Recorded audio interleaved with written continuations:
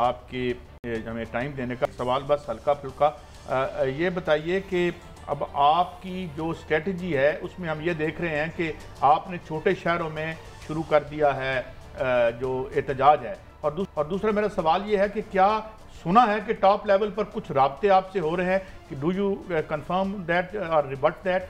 जी चौई साहब।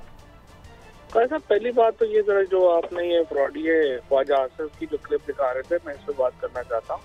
100% जब आप फेटफ के ऊपर लेजिस्लेशन कर रहे हैं, जब आपकी लेजिस्लेशन ऐसी है जिसमें कि इंटरनेशनल जो हैं वो मामला शामिल हैं, तो उसको जो है वो जो है वो सारे के सारे जो हैं वो यहीं पे उस पे फौज जो है वो शामिल होगी, और फौज ने ही जो है वो उसमें उनका सिक्योरिटी का और उनका ऑपरेटर्स है, उनका काम है करने वाला। ये जो 2 नंबर लोग हैं कि जब बात हो रही हो कि जो जेन्युइन लेजिस्लेशन है उसके ऊपर इनको एतराज है, और जो मामलात हैं कि जहाँ पे इन्वॉल्वमेंट नहीं होनी चाहिए वहाँ पे जाके ये पाँव में लेटे हुए हैं। ये प्रॉब्लम है पाकिस्तान में बुनियादी तौर के ऊपर। जब इस तरह के 2 नंबर सियासतदान आ जाते हैं जो रात को हार रहे हो तो फोने करते हैं कि जी मैं इतने वोटों से हार गया हूँ, आप मेहरबानी करें, वो प्रॉब्लम है पाकिस्तान का। ये जो फेटफ की लेजिस्लेशन में अगर कोई ISI का ब्रिगेडियर या कर्नल बैठ जाता है वो कोई प्रॉब्लम नहीं है, पूरी दुनिया में मुल्क ऐसे ही चलते हैं। अमेरिका की जो नेशनल सिक्योरिटी पॉलिसीज होंगी या फेटफ की होंगी वहाँ पेंटागन के लोग बैठते हैं, कोई इतनी बड़ी ये एतराज वाली बात नहीं है। तो दूसरी बात जो राब्तों की आपने की या कोई, देखिए पाकिस्तान में हमारी बड़ी सिंपल है, हम कोई ना PTI जो है वो फौज के कोई खिलाफ कोई पॉलिटिक्स करना चाहती थी, ना है और ना ही हम करना चाहते हैं। हमारा बड़ा सिंपल जो है वो बात है वो ये है कि हमने जो फौज के साथ अच्छे रिलेशनशिप इसलिए भी रखने हैं, तहरीक इंसाफ मिडिल क्लास की सबसे बड़ी पॉलिटिकल पार्टी है और फौज मिडिल क्लास का सबसे ज्यादा ऑर्गेनाइज्ड ग्रुप है, लिहाजा हमने इनको कोशिश हमारी है कि ये साथ रहे और ये फौज के साथ जो एक तासुर है कि कोई इख्तलाफ हो गए या चीजें हुई वो खत्म हो जाए और हम मिलजुल के आगे बढ़ सकें। अच्छा तो सब गुजारिश ये है कि अभी आपने खासफ साहब के बारे में सुना, मनी लॉन्ड्रिंग के केस आपके मुल्क के वजीर आजम पे है, वजीर आला पंजाब पे है, मनी लॉन्ड्रिंग की वजह से फेटफ में हमारा नाम डला। तो आप अगर ऐसे हुक्मरान मुसल्लत करेंगे, अभी एहसन इकबाल साहब कह रहे थे करप्शन तो होती रहती है तो कोई बुरी बात ही नहीं, तो इमरान खान ने तो 22 साल करप्शन, मेरी अपनी नज़र में करप्शन जिस मुल्क में होती है वह तरक्की नहीं हो सकती, तो इन्होंने तो नैब में सारी तरमीम कर दी है, तो आपका तो सारी 3.5 साल की मेहनत रायगा गई।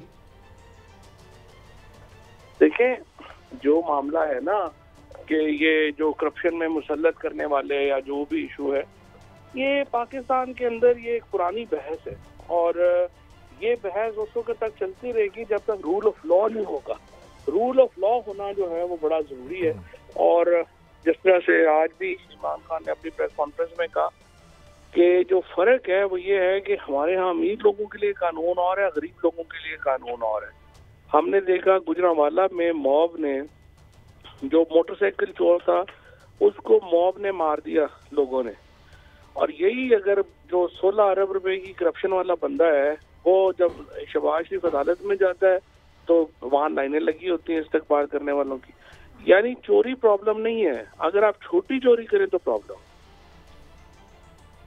अच्छा चौई साहब, अब आ रहे हैं कि अजीब ये भी सवाल समझ नहीं आ रहा, 18 से पहले आपका कहना था कि ये हुकूमत जब अपोजिशन में थे कि ये IMF की हुकूमत है, हम आएंगे तो पाकिस्तान ठीक होएगा, फिर आप आ गए, अपोजिशन ने कहना शुरू कर दिया ये IMF के साथ चलेंगे, महंगाई नहीं रुकेगी। अब 2 महीने हो गए, मुझे आप बताएं अगर आपको हुकूमत मिल जाती है, आपकी पार्टी के पास कौन सा ऐसी जादू की छड़ी है कि ये कंडीशन इस तरह नहीं होगी, पेट्रोल महंगा नहीं होगा, डॉलर महंगा नहीं होगा? What plans you have?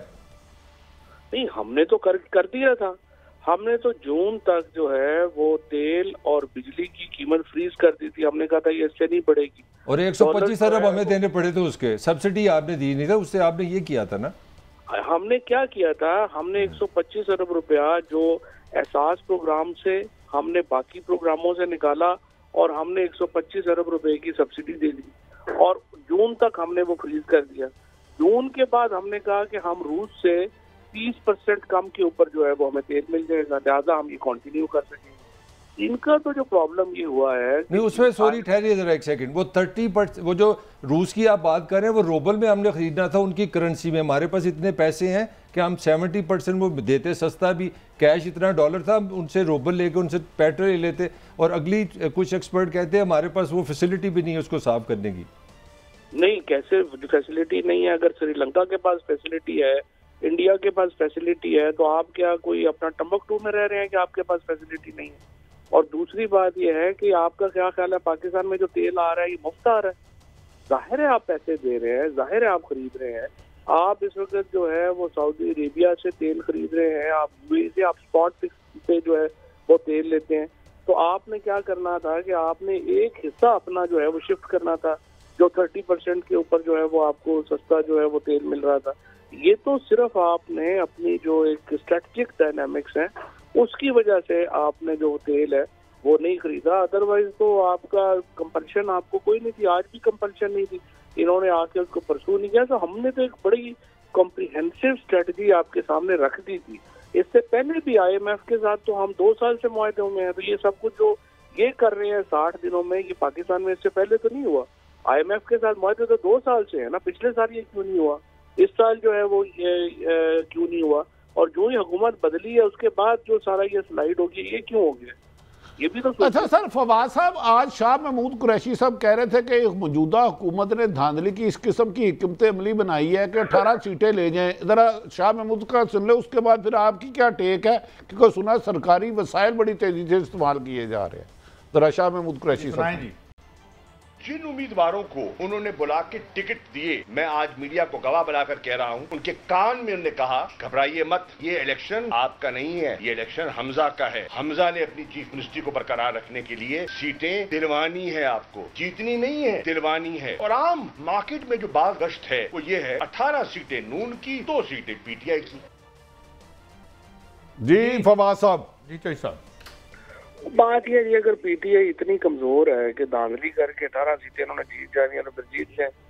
सवाल ये तो नहीं होता अगर इतने जो कैंडिडेट्स हैं जो इलेक्शन लड़ रहे हैं वो इस तरह कहाँ धांधली अब होने देंगे? ये तो फिर हर गली मोहल्ले में लड़ाई होगी ना।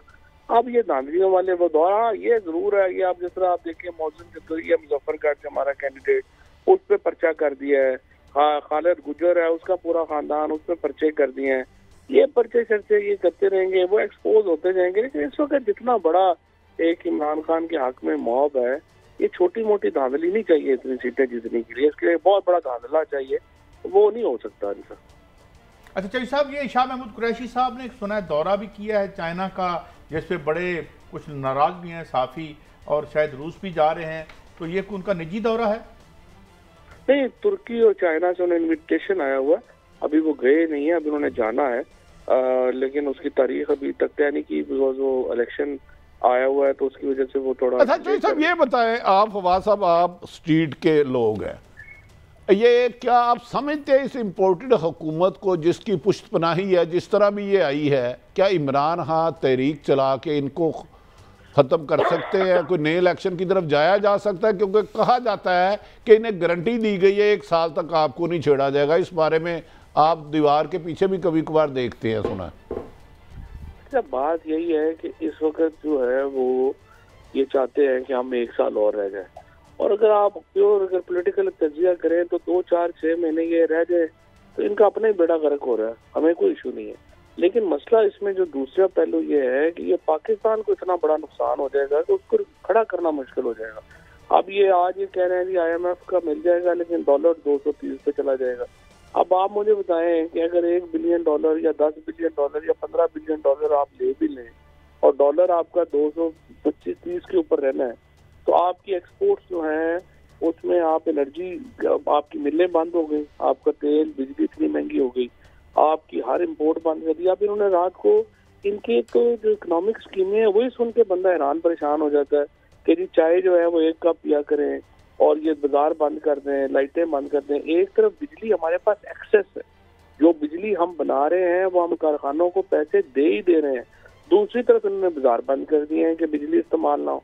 अब एक चीज आप बना रहे हैं उसके आप पैसे दे रहे हैं, आप वो इस्तेमाल, अगर आपको याद हो तो हमने क्या किया था PTI में कि हमने बिजली सस्ती कर दी थी, हमने स्लैब रेट्स दे दिए थे इंडस्ट्री को कि आपको कमर्शियल रेट नहीं मिलेंगे, आप इस्तेमाल करें ताकि हमारी जो बिजली बन रही है कम से कम वो बिके तो सही।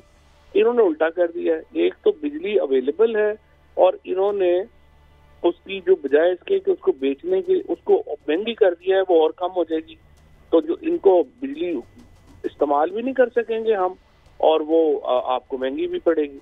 तो इनकी तो इकोनॉमिक स्कीमें ऐसे ऐसे माशाल्लाह बुजुर्ग महर यहाँ पे बैठे हुए हैं। एक कह रहा है कि करप्शन जो है वो बड़ी अच्छी चीज है, दूसरा कह रहा है कि ये बिजली इस्तेमाल ही ना करें, तीसरा कह रहा है जी चाय का कप चाय ना पिए। तो ऐसे ऐसे स्कीमें लेके ये आ रहे हैं कि बंदा हैरान होता है कि ये पहले ये इतने अरसा ये मुल्क में हुकूमत कैसे कर गए। अच्छा चौधरी साहब, लॉन्ग मार्च के हवाले में कोई तारीख वगैरह का कोई मुतवक्को है, कोई ऐलान वगैरह कर सकती है पार्टी आपकी? तो ऐसा देखें, बात यह है आप लॉन्ग मार्च में या एहतजाज में पीटीआई को हम क्या ये समझें, दो ही तरीके हैं ना। एक तरीका तो ये है कि आप हुकूमत खुद ही रियलाइज करे कि वो बड़ी इस वक्त पाकिस्तान में पॉलिटिकल स्टेबिलिटी चाहिए और उसके लिए इलेक्शन कराने। दूसरा तरीका ये होगा कि हम जाए पाकिस्तान तरीके इंसाफ के लोगों को आप कहें कि नहीं आप जाके डंडे क्लाशनकोफें पिस्तौलें लेके जाए और आप जाके कब्जा कर लें। अब दूसरे तरीके में जो जिसको हम कहते हैं कि नहीं इनकलाब ही आना चाहिए, उसमें बड़ा नुकसान है।